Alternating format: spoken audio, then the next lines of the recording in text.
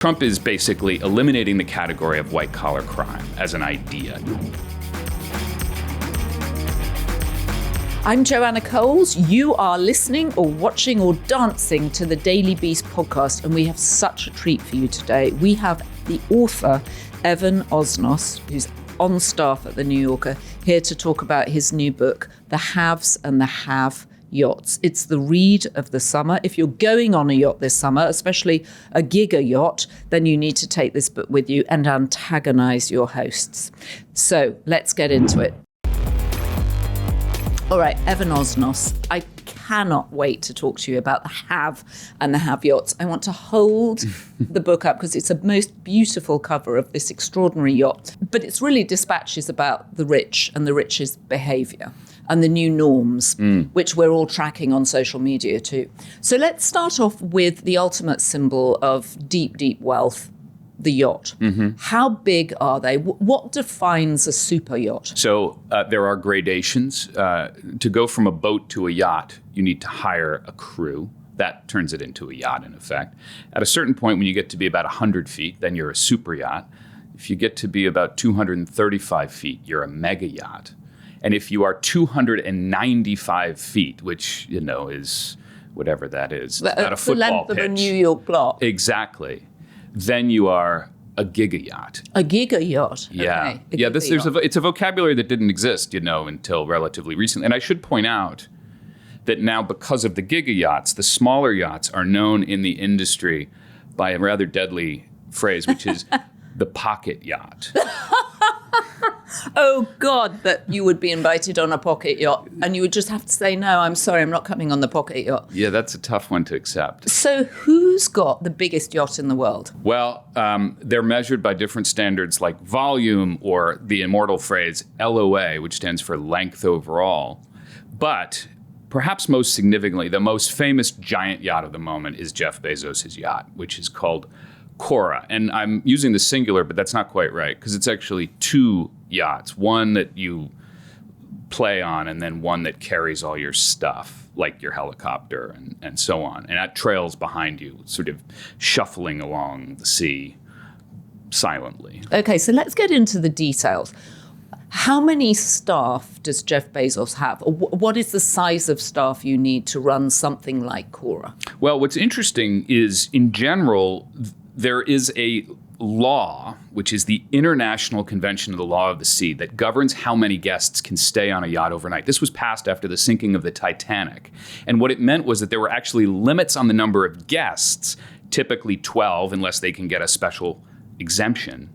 But there's no limits on the number of staff. And as a result, you can get these really wild ratios where you can get, say, 50 or 60 staff members. 50 or 60? Attending to 12 guests. I mean, as one super yacht owner said to me, he said, that's a ratio that you really can't get on land anymore. It's something that's closer to the 19th century. And what are those people all doing? What are the staff all doing? Are they all polishing the brass? Literally, in some cases, because, I mean, the super yacht as an object, as a machine, is in mortal tension with its environment. It starts to decompose the moment it touches water because it's made of metal and the sea is trying to eat it. Right, because the people that you know who have these mega yachts, they always seem to be in refurbishment land, right?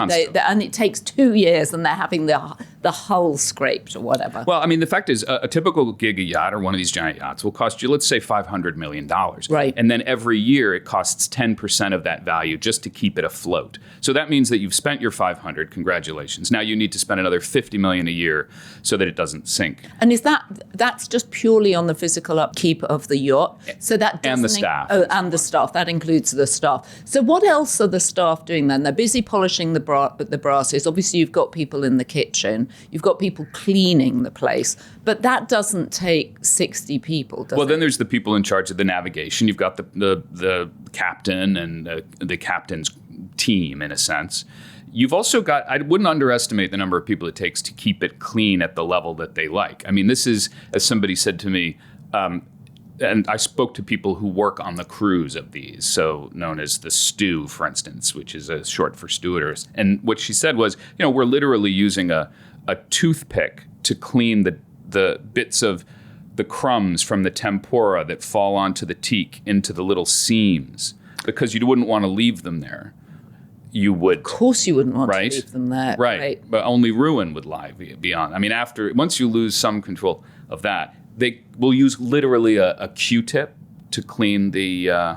I need to start. You know what I mean? Yeah, you're beginning to see... Yeah. I think I need to import some of these standards in my own home, actually, in my loft apartment, right, where many things disappear down the cracks of the floorboards, never to be seen again. I think you could go home and just abruptly announce that from now on, you expect the family to maintain a certain yacht standard around that. So these things flourished during COVID, correct? That's right. Can you explain why?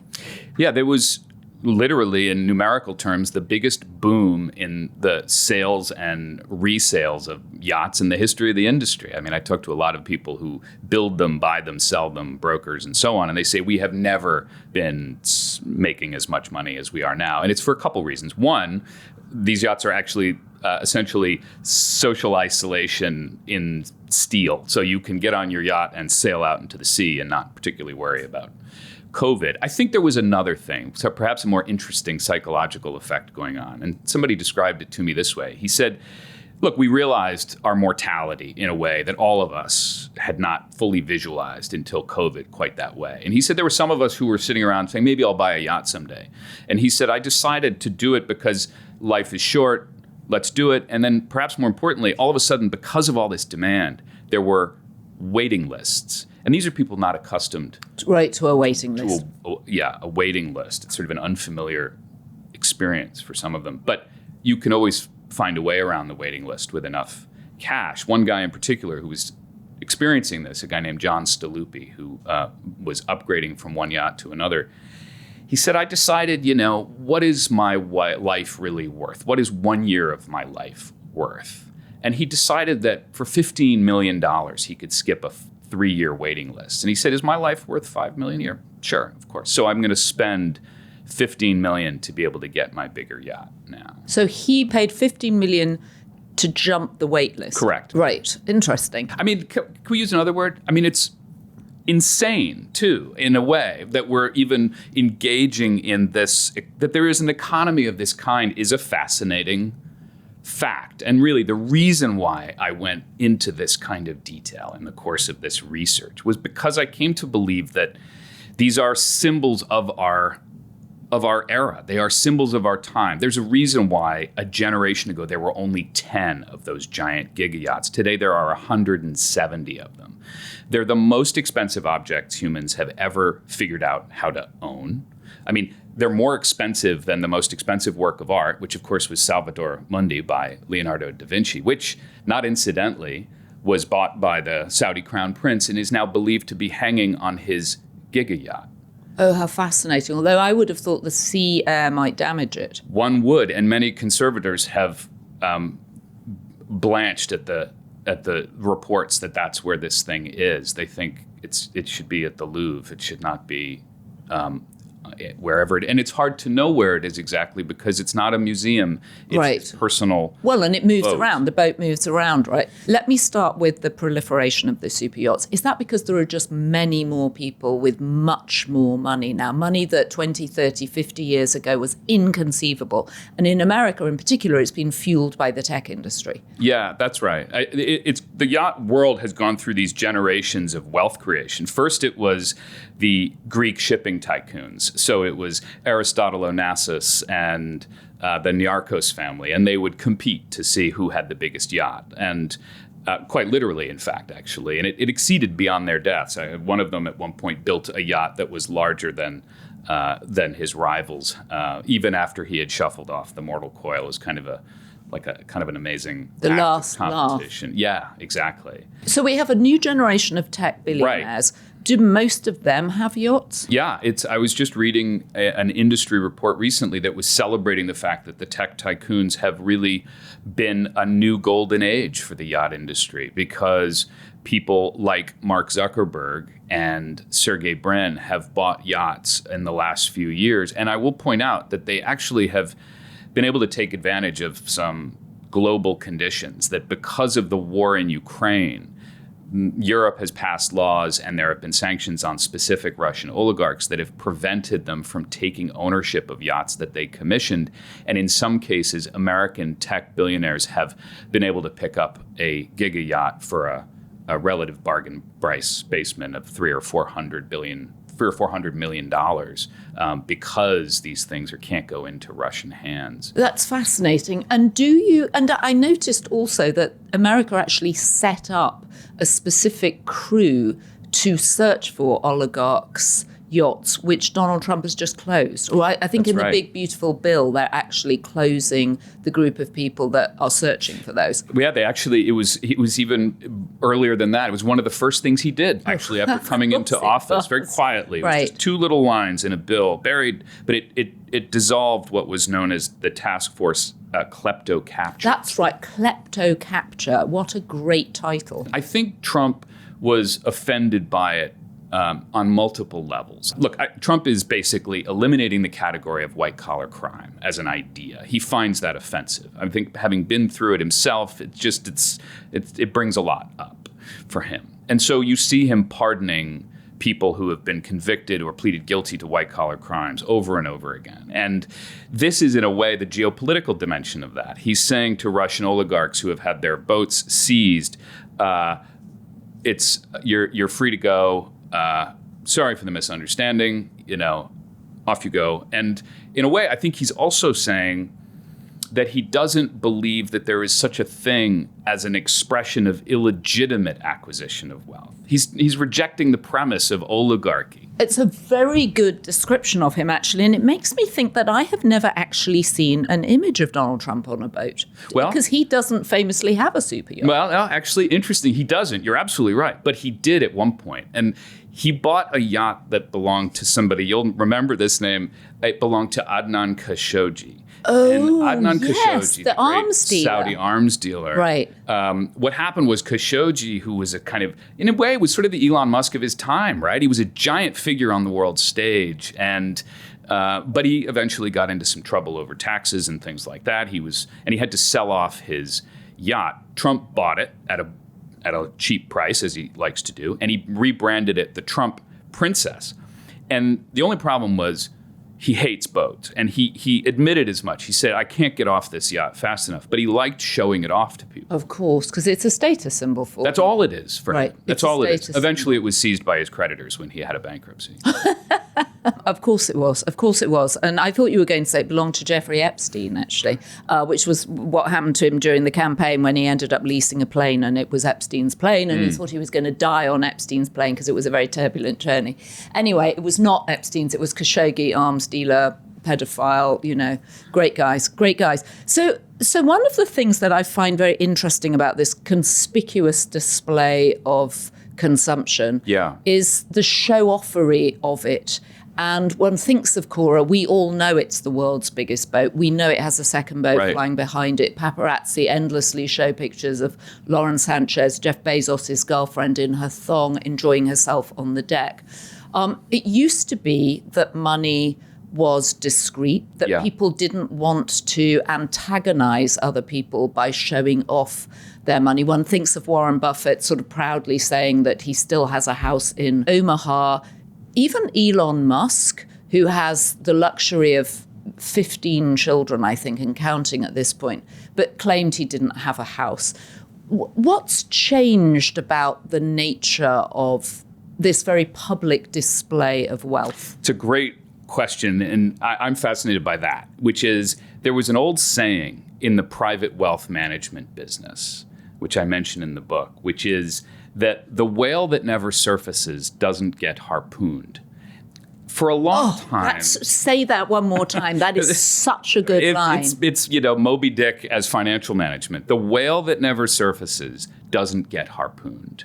That idea really dominated the way that super wealth behaved for the last few centuries, let's say, or at least certainly the beginning of the American 20th century. What's fascinating is John D. Rockefeller, when he was the first billionaire in America, had no publicist, in fact, until he was in his 70s, because he had no interest in a public profile. It was only after there was investigative reporting that started to put pressure on him that he hired a publicist. And in fact, the publicist said, you should do a little bit to repair the old image there. And so he started giving away dimes. It was kind of a famous first pre-social media way of rehabilitating his image. But there is a way in which, and I think there is a hugely important generational divide that you've hit on, which is that the Warren Buffetts and the Bill Gateses, which were an earlier generation than Musk, and who famously Bezos. Signed up to, or Warren Buffett created the Giving Pledge and Bill Gates, or was it the other way around? Bill Gates devised, I can't remember, but they were both the signed icons up of to it. Certainly. Right. Yeah. And that was really important, that they were going to give away most of their wealth. And I think the reason why it's worth, this is the case for paying attention to billionaires, is that they dominate our kind of moral horizons, whether we want them to or not. Right. It matters who is ruling these social hierarchies, because as we know, if you spend any time on Wall Street or Silicon Valley, they are all looking up to see who and what the biggest dog is doing. Right. And if that person is living a life of almost cartoonish, flamboyant self-indulgence, well, that trickles down, to borrow an old expression, and that becomes a way of living. And I think that that sort of Bezos style, we sometimes talk about the paranoid style in American politics, but there's a Bezos style and a Trump style, which is that you live in flamboyant brazenness. You live loud. You live loud. And also it used to be, and I'm not saying that the way it used to be is the right way, but Right. but what's interesting is examining the change. It used to be that people would make an enormous amount of money and then go into public service or then go into politics. And that seems to, obviously you have Elon who's just done that, but Elon is an example. It's a kind of warning example of not to do this, because look what's happened to him. And maybe that's because Donald Trump is president, and, Donald Trump has a very specific idiosyncratic way of running the government. But hard to think that any very successful people would want to follow Elon's passage into government. I think this is a really important moment, because Elon, by crossing a boundary that nobody else had ever crossed before, Andrew Carnegie, when he was the richest man in the world, never had an office in the White House complex and a department of government at his command. Musk, however, did what is a tempting problem when you get to be that rich, or you get to be that successful in one domain, is you assume that your specific acumen is actually a form of general intelligence that you can apply broadly. He came to Washington and he tripped a wire in the public consciousness. I think there was a way in which his in a sense, undisguised, unabashed pleasure at using his money to buy power and then using his power to make money offended this subtle distinction in the American mind, in which we are always teetering on the edge of worshiping money and being appalled by it. And we live in that ambivalence. That is the American nature. Well, and I think, isn't there a sense of fairness in America that we applaud people who make a lot of money, we appreciate it, but it doesn't make us feel good when they then buy political power with it. That's not the deal. Absolutely somehow, true. Yeah. Right? They can have many houses, they can have a big yacht, but it's not supposed to mean that you get incredible political benefits. Yeah, that's right. Americans actually we're quite tolerant in comparative terms with other countries of economic inequality. We're not especially keen on political inequality. It bothers Americans. Now, I think you have to point out, so then why do we have such profound political inequality? Because we do.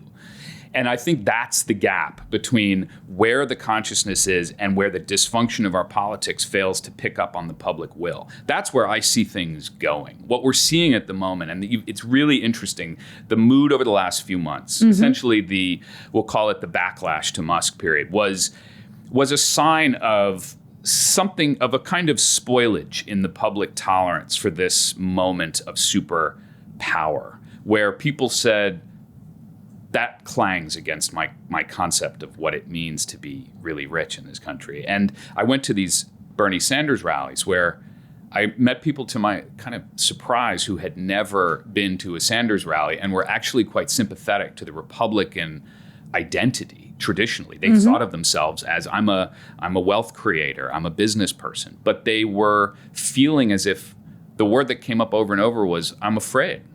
I'm afraid, actually. I don't know. And they're afraid of Trumpism, or they're afraid of what? Where the country is going if you have the world's richest man using a few keystrokes to shut down jobs and USAID. I mean, Bill Gates, Medicare, right? Yeah, and ultimately it's about, Social Security and Medicare are cornerstones of how people imagine the American bargain, what you put in and what you get out. And he doesn't participate in that. And so he doesn't understand it. So when Musk called it a Ponzi scheme, it was a reveal of how secluded he's become from the actual American experience. And I think it's very easy for business people too to underestimate luck and timing in terms of success, and also to assume you can take those skills, apply them to government, which is exactly what government is not. It is not a business. It doesn't make sense, and it's not screaming for consumers in the way that a lot of businesses have to. Yeah, I think we see this very often. You see it in all kinds of contexts. When somebody becomes quite successful, they're able to prune the world around them to such a degree that it actually insulates them from useful disagreement. And they begin to say, boy, I'm awfully comfortable in my success here. I'm going to apply that to other domains. One of the essays in this book is about Mark Zuckerberg. I spent time with him in a series of conversations when he was kind of in the grip of this blowback after the 2016 election. And he was trying to, in a way, kind of reckon with his own sudden powers. I think in a way, it was kind of fascinating to see somebody who had been swamped by the sudden realization that he had much greater responsibility than he thought he did.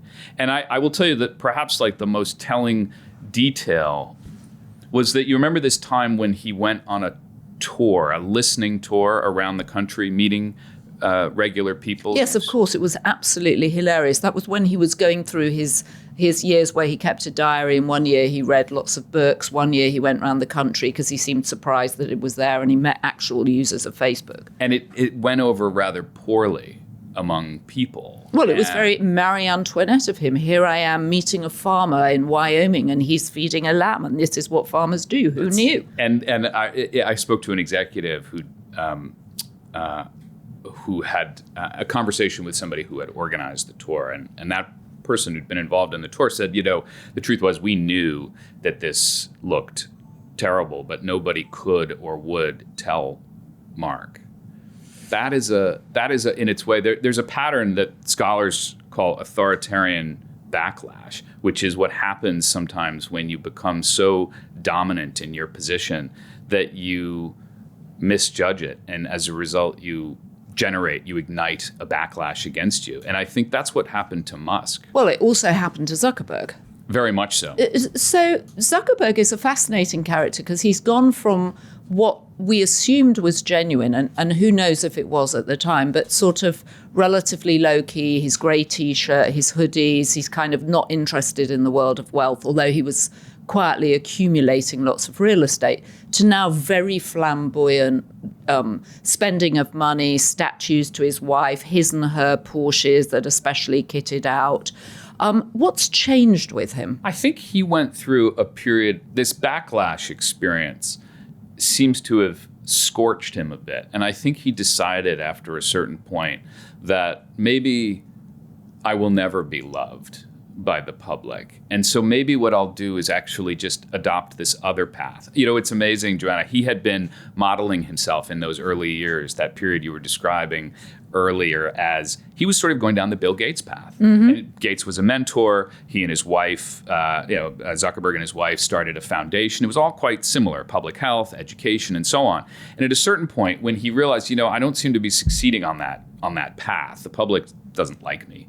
Well, maybe I'll just go the Bezos route and the Musk route, because that seems to be an option too. And I think part of the reason why I sort of wrote about all of these guys in this kind of detail is because in a sense, this is a study of what are the options of how to be rich. Well, and also what's fascinating is that it sounds like they were very performative. I noticed that Priscilla Chen just closed her school. She had a sort of charter experimental school in Palo Alto, which she just closed. The point of those things is surely the work, or at least one feels with Bill Gates, that the point, Bill and Melinda Gates, to be fair, the point of those foundations was the actual work, not as a PR exercise and not as a performative exercise. Well, what happened is that they became celebrities. I think this is one of the changes. You hit on something important earlier, this idea of what's different about this generation from the ones that came before. And it wasn't just that people stayed out of the public eye because they didn't want to attract political attention or retribution. It was also that they didn't necessarily aspire to celebrity. I mean, if you were Andrew Carnegie or Rockefeller, that really wasn't on your agenda. You had other things. You certainly wanted to be powerful and wealthy, and you wanted to be able to influence politics. But you didn't put yourself on the same plane as somebody who is a pop star, who sings, who plays sports. There's a merger of these things. Okay, so that provokes a question that I was thinking about this week, which is that Elon Musk gets terrible backlash for his drug use and the fact that, as far as we know, he currently has 15 babies with 5 different women. And we have said that he's a rock star. We've said all these tech guys are rock stars, right? They're the new rock stars. No one says about Mick Jagger the fact that he slept with 6,000, 8,000, 10,000 women somehow impacted his ability to be a rock star. No one says, oh, well, he's not dancing across the stage now because he's shagged too many people. And of course, Elon had a very dominant position in the government, so one doesn't want him out of his head. I would say, I think if Mick Jagger had, run a department of government, people might have been investigating it more thoroughly. But there's such a hypocrisy in the way that we approach things, is all I'm saying, and that we don't need perfect people to run office, and we're never going to find them. And I think it's why so many people don't want to go into politics now, because nobody's life is perfect, right? But Andrew Carnegie also didn't have the tools that we have now to track people.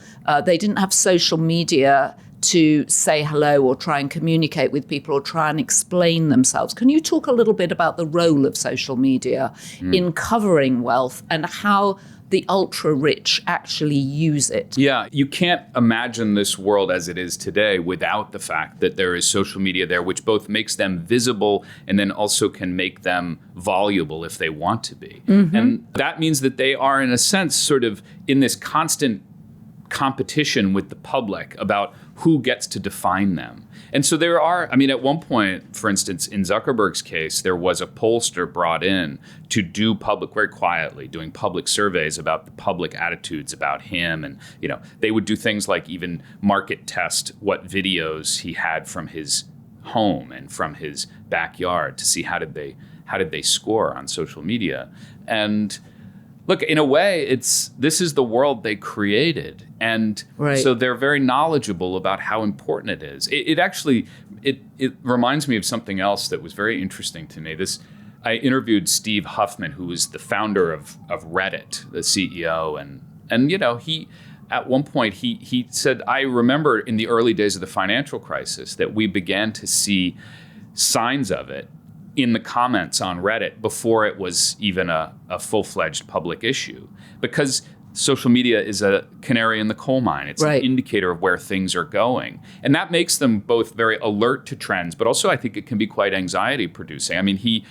Actually, as a matter of fact, he is one of the people who has done this process of preparing for the end of the world. Huffman told me that he had gotten eye surgery to get rid of the need for contact lenses or eyeglasses so that he wouldn't be dependent on them in the event of Doomsday. Does he have a prepper bunker? He told me that he has motorcycles and guns and ammo and things like that. And look, it's one of the things I write about in here is this culture of doomsday prepping among the very rich, which has kind of popped up, is fascinating because Silicon Valley, of course, is a place that positions itself in the public consciousness as the most optimistic. We are the solvers of problems. We are the makers of history. But actually that instinct to say, I have to protect myself, as another CEO in Silicon Valley said to me, I keep a helicopter gassed up all the time, and I have an air filtration system in the bunker in my basement. I went to New Zealand to see some of these refuges. And I think in a way, what's happened is that as they've created these tools, because they know how powerful these tools are, they also know how quickly things can slip out of control and how vulnerable they are, how many points of failure they have. Another CEO said to me at one point, he said, sure, I think it's a little bit silly, but it's probably not unreasonable to make these preparations, because what are the chances that sometime in the next 50 years these systems won't fail enough that we'll find ourselves with the lights off? That's a paraphrase. It feels like it would be a great drama to have a super yacht at sea, and then they think they've insulated themselves from everything. They've got a year's supply of food or whatever because there's a pandemic or something going on, and then actually the danger comes from within. It's the crew. I'd watch It's the crew who take them out, right? Well, actually, it's more true than you might have even known. I mean, there was a conversation here in New York at one point among some very wealthy figures, as described to me by one of the participants, where they were talking about where they would go in the event of a collapse. And as some of them said, look, it's not just about how do you get to Teterboro to get on the plane. It's what are you going to do about the pilot's family? Because if you don't bring the pilot's family, is he really going to fly you away? Or maybe worse, he's going to do something so that you don't get on that plane. He's going to kill you and bring his family on the plane. I guess that's season 2. If it's that much of a calamity, I mean, then it becomes the end of us, right? Well, these kinds of conversations, which I think, to state the obvious, are insane making. I mean, they are kind of wild, but they are the inevitable consequence of a world in which, frankly, the gap is so profoundly large between being on the winning side and being on the losing side that they come to believe that it's almost unbearable to imagine falling on the wrong side of that gap, because they can't bear the thought of it, because you don't get back across that canyon. One of the interesting things about having a lot of money and having been very successful in business is there is frequently a feeling that you can do no wrong. And yet one is constantly aware, and politics is a good arena for this, of you can spend buckets of money and it still won't get you the thing that actually, weirdly, Donald Trump has managed to get, which is why they're suddenly all having to pay homage to Donald Trump for pulling something off that some of them couldn't achieve, and that they wouldn't dare to enter that arena. Yeah. I mean, almost every Silicon Valley entrepreneur that I've come across harbors presidential ambitions. And some of them are never going to get there because socially they just can't even connect with an audience in certainly the way that Donald Trump can. But clearly for people like that who are ambitious, who've had success, it's still something that they want to reach out for. It's the brass ring. It is. And I think that the Trump era has made many of them say, well, hold on a second. I've known Donald Trump for 25 years. He was a buffoonish piece of the New York media furniture, and now he's the president of the United States.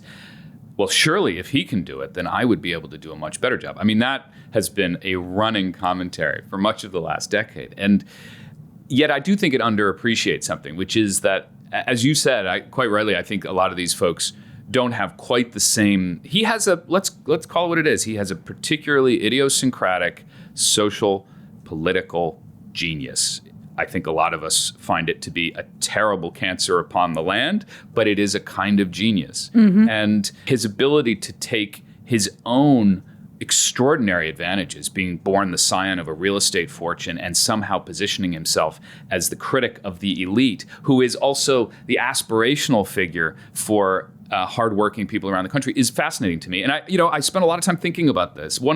Just a throwaway comment somebody made to me at one point was that, in a way, the reason why they stick with him, the reason why, even though he doesn't fulfill the promises to revive coal mines in West Virginia or to bring back the things that he says he would, is that they see in him some way in which he expects more out of them. That he says to them, if things go right, you could be just like me. And on some level, I think people like that. I've heard it from them. I mean, I think they're appalled by abuses of power, by the disproportionate ways in which the powerful are galloping ahead.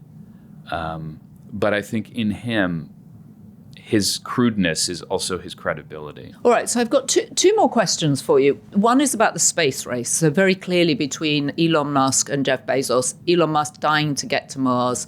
Jeff Bezos has got his own rocket company, Blue Origin. One of the most interesting recent trips of Blue Origin was Lauren Sanchez taking her band of gal pals up to space. which really caused a backlash for her that I think she was surprised by. And I certainly heard from people who were around the crew that went up with her, that they were all surprised by the backlash. Yeah. Why was that, do you think? I think it was a case, this is how easy it is to misjudge the mood. And you think you've got it. You say, look, I'm doing this marvelous thing. It has echoes of NASA. Maybe this will revive this wonderful nostalgia for America's muscular moment in the middle of the 20th century. But actually, the way it came off was quite differently, which is that I remember looking at the reaction. It was one of the rare things that could unite Megyn Kelly and The Guardian. And both of these media perspectives were in agreement that this was a kind of gluttonous misuse of money, that it was not a celebration of science. It felt like something else. I mean, it wasn't a celebration of feminism either. No, it was actually, as The Guardian put it, a strange funeral for America's abandonment of both feminism and science. And I thought, there was a moment during that process on the live stream. They were reminding people out there that you too, viewer, could buy a ticket on a future Blue Origin flight, and the deposit, the down payment in effect, is $150,000. Oh, you too could do that. We should both sign up. So there it is. We'll have to be fitted for our suits. What's the symbolism of trying to get to Mars? Is that just is that about his imagination and his belief that we can do things that seem impossible? Or does it indicate something else? I think that a generous reading would be to say this is his belief that it's a revival of the ambition that we had a century ago, that there are frontiers and that they can be conquered, and that we don't have to just sit here in the cool light of our phones and just be contented. That's the generous reading. I think that the perhaps a more popular reading would be that this is actually a guy who has effectively decided, I can't really fix what's broken here on this planet. I'm going to do something that is a little bit more entertaining. It's a little bit more gratifying to sort of play with the sci-fi future in my mind. And on top of it, it has the sheen of being an act of great exploration. And I think there's a tension there. Because look, I actually don't mean to be sneering about the idea that doing something big and bold is a misuse. Actually, I think it's great to see that somebody like Bill Gates set out as a mission to eliminate malaria from the world. Right. I mean, what a fantastic use of money, or to get rid of HIV. I mean, it's a terrestrial ambition, but what an incredible thing. I took it as I think this is an indelible comment when Bill Gates said recently that the picture of the world's richest man, Elon Musk, killing the world's poorest children is not a pretty one. That actually is a little seam, perhaps, in history that gets at what I'm writing about here, which is we don't have to do that.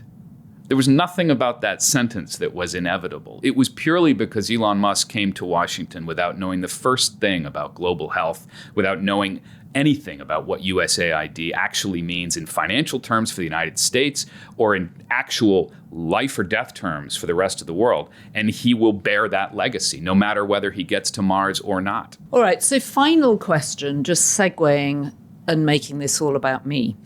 What are the obligations of a guest on a yacht? Because one of my observations about wealthy people who have these super yachts is that they need entertainment. And yes, they create their own little world. But of course, their own little world gets quite boring quite quickly, and they're stuck with each other. Or they're they're stuck with a group of friends, and you're limited to 12 guests, as you said.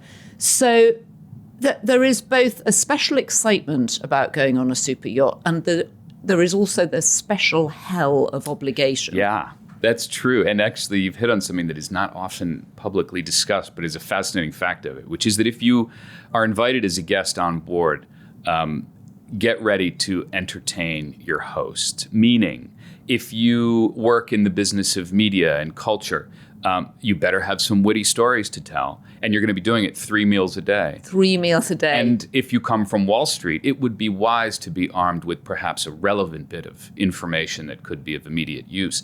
If you work in Hollywood, you better have gossip with you. You are not there to paddleboard and relax. You are there to perform.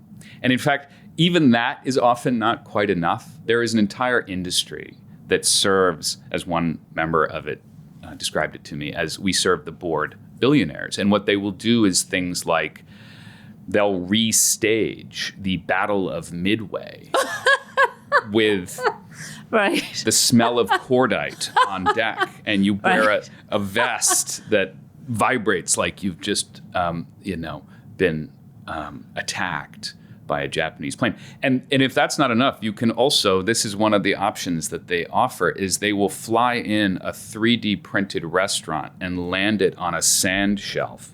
And you can eat in that restaurant, and then it'll disappear in 8 hours so that nobody can ever eat in it again. So it's a unique experience. That's the thing. I remember my friend, the late writer A.A. Gill, calling him once to have a chat, and he said, "Oh, darling, I've just come off a yacht. It's been absolutely ghastly. I had to sing I was jazz handsing my way through the entire week. I'm exhausted. I can barely move."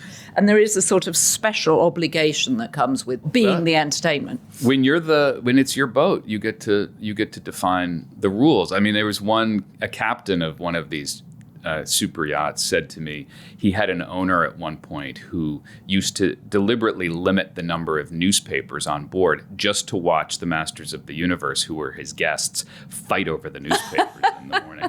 Is there an enormous amount of competition between the owners of these boats? Because one is mindful of the hubris of Mike Lynch celebrating his at the end of his court case and his, whatever it was, 8-year case that the American government had against him. He was a British entrepreneur who had sold his company to HP, and then there were all sorts of problems with it. And he died after a waterspout hit what was the tallest mast, apparently, in the world on his yacht. I think the yacht was rented, actually. But nevertheless, the idea of the tallest mast in the world being attracting a waterspout, which then kills the people on board. I mean, there is all kinds of Shakespearean dimensions to these stories. I think what attracted me to this as a topic is it's precisely the fusion of the concrete world, the material world, with these ideas about power and need and insatiability. And all of that is made manifest in these machines. And it doesn't happen all that often. I mean, just as a writer, I'm always looking for things like that. There was a great piece in The New Yorker, and it became a book in the 1960s, when John McPhee wrote about orange juice. Simple, orange juice. But he actually wrote about it as a metaphor for the United States in mid-century, because it was all about the innovation that allowed you to have summertime oranges in January in Minnesota. And in a way, I came to see these yachts as a kind of metaphor for now. And then just a final point, the signaling of them. Yeah, well, I mean, look, in the end, this is, as somebody said to me, these are all ultimately about status anxiety. And I went to the launch of a new yacht. This is a family that had saved up its hundreds of millions and put it down on a new yacht. And what was so fascinating was the CEO of the company that built it for him was already trying to sell them a bigger yacht. In his speech, he said, "Welcome to the first step on the big staircase." So even as you buy your first big yacht, it's not big enough? Not really, evidently. It's not big enough. But it's a good starter yacht. Congratulations. It's a starter yacht. Okay, final. What was the resolution when... Because it was a story that caught fire, that Jeff Bezos had a boat that was so big they were going to have to dismantle a bridge for him to get the boat out of the shipyard onto the sea. And then local people heard about this and said that they would come and they would egg the boat. Yeah, what this was in the happened to Netherlands. that? Yes, because isn't that where the biggest boat or the most prestigious manufacturer of boats is? Yeah, and the Dutch learned that actually this bridge, which had survived Nazi shelling, would have to be dismantled in order to have the boat brought through, and they didn't like it. And they planned to get together and throw rotten eggs at the boat when it came through. But a solution was found, as it often is, in the dead of night, which is that they took down the tall masts of the boat, the company and the owner did, and sailed it through quietly. Mastless, in a sense, and then it was brought forth again after it was back out in the open. Oh, thank goodness they found a solution. I do think these little moments, the most interesting moments for me are when the interior world of the yachts collides with the world of everybody else. And you begin to see how these two can't quite speak to each other. I think it was either John Cleese or Michael Palin once said that the source of all humor is the clash of two reference systems. It's two completely self-contained views of how human affairs shall be. And when they get into conflict with each other, it can be pretty funny. So do you predict more super yachts on the seas? Yeah, I think these things are, until the culture around them changes, until it becomes seen as a liability for your social media image to be showing yourself on board, then the business will continue growing. I can't help long for a small group of pirates to take over one of these ships, possibly the Cora, and, well, just lead the ship off somewhere else. Well, in the industry, they pay attention to one frustrating statistical fact, which is that as much as it has gone through this extraordinary boom period, it has not actually kept up with the growth of billionaires. That there are, as one designer said not long ago, there are many new tycoons who are not stepping up to the plate. And they're hoping that they can encourage them to get in the game. Well, let's hope they do. Evan Osnos, thank you so much. I cannot recommend your book highly enough. What fun. Joanna. The Have and the Have-Yachts. Oh. Thank you. The summer read. Preferably aboard a yacht, I suppose. Of course. In fact, rather provocative. In fact, anybody that gets invited on a super yacht this summer must take this book with them. A friend of mine who got a copy recently, he messaged me. He said, I was about to bring it with us on spring break, but then I realized that the family we were going with might be sort of yacht curious, and so I'm not sure that they're right to see me reading this. I love it, yacht curious. We should have that. That's a great phrase. If you have a point of view about yachts or you want to share your favourite summer read, please go on our comments and leave us a comment. We do read them all.